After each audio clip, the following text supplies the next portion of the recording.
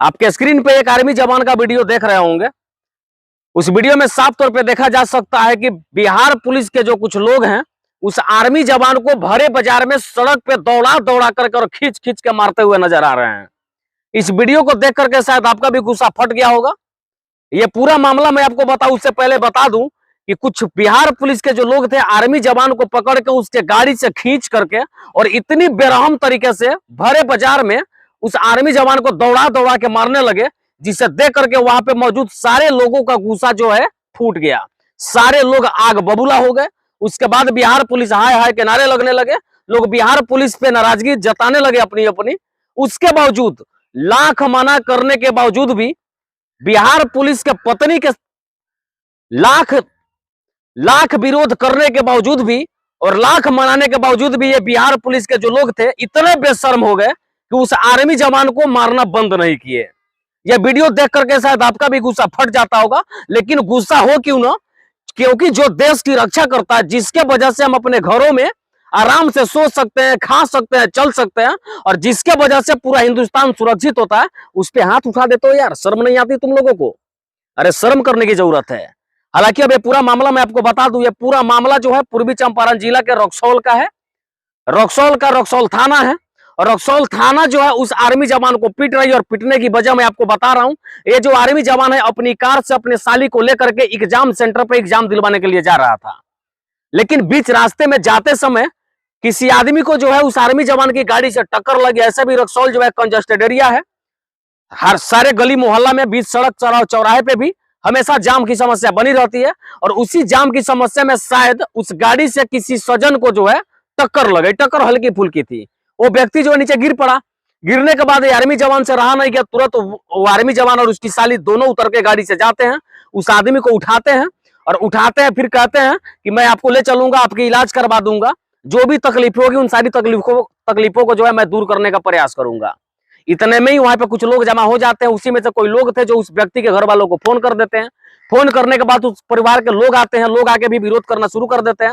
हालांकि यहां तक तो मामला बिल्कुल सही था और जैसे ही इस मामले की जानकारी, इस खबर की जानकारी रक्सौल थाना को दी जाती है, रक्सौल थाने से कुछ लोग जो वहां पे पहुंच जाते हैं और पहुंचने के बाद जानते हैं क्या करते हैं?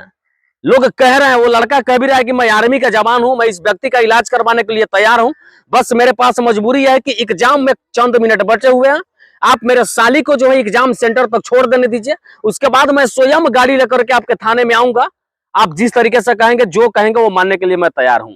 इतना सारा कुछ कहने के बाद वो लड़का बार बार ये भी कह रहा था कि मैं आर्मी का जवान हूं, मैं आर्मी का जवान हूं।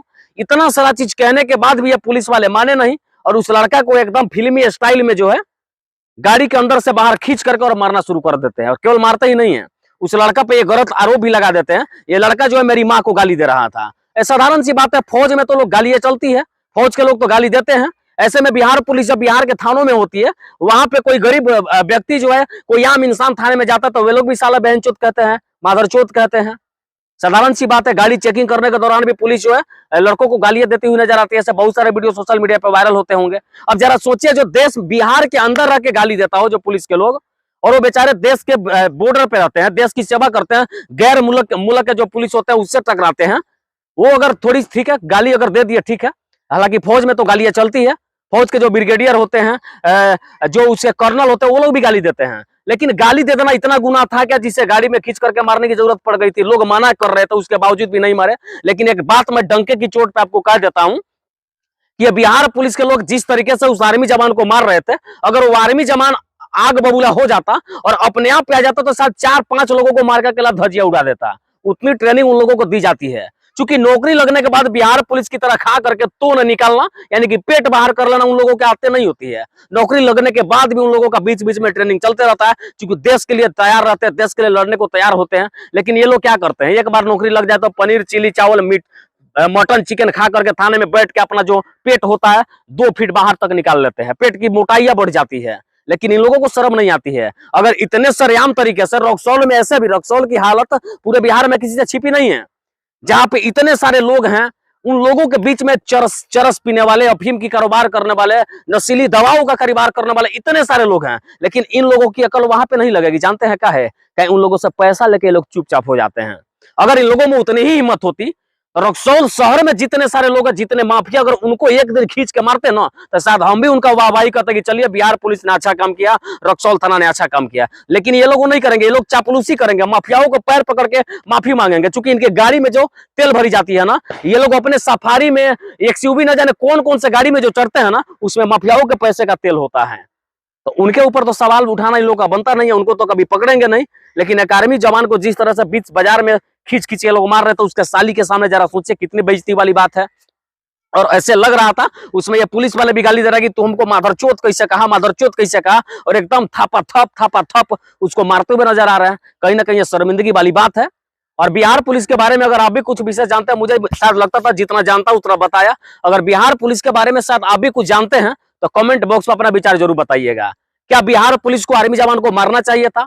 ये उनका फैसला सही था या गलत था? ठीक है, अगर थोड़ा देर के लिए वो आर्मी जवान गाली ही दिया तो गाली देने का मतलब ये नहीं है कि आप उसको इतने बेरहम तरीके से मारेंगे। अगर मारना ही है, ठीक है, गाली देने के बाद अगर आप उसको मार सकते हैं तो आप भी तो गांव में जाके किसी को गाली देते हैं, गाड़ी चेकिंग करने के समान बच्चों को गाली देते हैं। तो अगर उस तरीके के लोग हमारे वीडियो को देख रहे हैं, इसके बाद आइंदा अगर कभी भी बिहार पुलिस आपको गाली देती है, किसी भी प्रकार के अभद्र भाषा का प्रयोग करते हैं, तो जिस तरीके से इन लोगों ने, बिहार पुलिस के लोगों ने उस आर्मी जवान को गाड़ी से खींच के मारा है, अगर आपके साथ भी बदसलूकी वाला शब्द का प्रयोग किया जाए, आप भी इन्हें खींच के मारिए।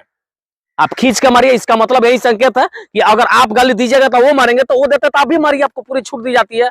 लेकिन ऐसे करने के बाद आपके ऊपर कानूनी कार्रवाई हो जाएगी, लेकिन उन लोगों के ऊपर कार्रवाई नहीं होगी, क्योंकि बड़ी अधिकारियों तक ये बातें अभी तक पहुंची नहीं है। तो हमारा कोशिश है कि आप वीडियो को शेयर करके इस वीडियो को आगे तक पहुंचाइए, ताकि उन लोगों के ऊपर कड़ी से कड़ी कार्रवाई हो, ताकि जो देश की सेवा करता हो उसके साथ इस प्रकार की अभद्रता करने पे ये लोग कभी भी सोचे तक नहीं। बाकी इस वीडियो को देख आपका विचार क्या कहता है, कमेंट बॉक्स में विचार जरूर डाल दीजिएगा। जय हिंद।